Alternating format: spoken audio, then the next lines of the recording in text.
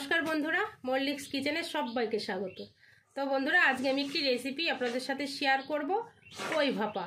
দেখুন, এখানে আমি বেশ কয়েকটা কই মাছ নিয়ে নিয়েছি। তো কেটে ধুয়ে ভালো করে পরিষ্কার করে নিয়েছি, আবার মশলাও মেখে নিয়েছি। দেখুন, আদা, জিরে, রসুন, পেঁয়াজ আর শুকনো লঙ্কা বাটা সব কিছু দিয়ে আমি মেখে নিয়েছি মাছগুলো, আর কাঁচা সর্ষের তেল।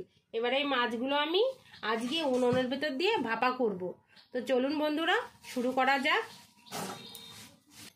এখানে আমি একটা টিফিন বক্স নিয়ে নিয়েছি। এবার এই টিফিন বক্সে মাছগুলো দিয়ে দেব। আপনারা কড়াইতে গরম জল দিয়েও সেই গরম জলে ভাপাতে পারেন। আমি আজকে উনুনে আগুনে ভাপা করব।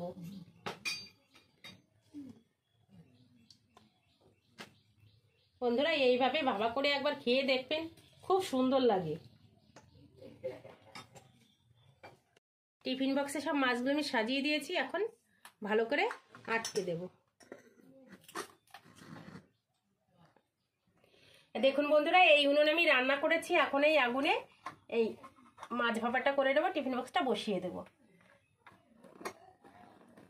আমি 20 মিনিট পরে তুলে নেব। বন্ধুরা, 20 মিনিট হয়ে গেছে, এখন আমি তুলে নেব।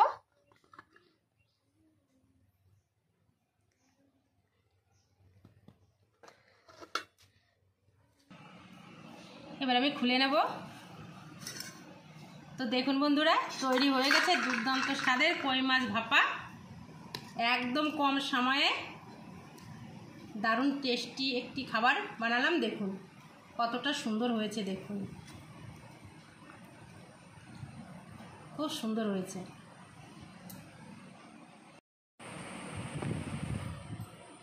বন্ধুরা, একবার হলেও এইভাবে বাড়িতে বানিয়ে খেয়ে দেখবেন, আশা করি সবার খুবই ভালো লাগবে।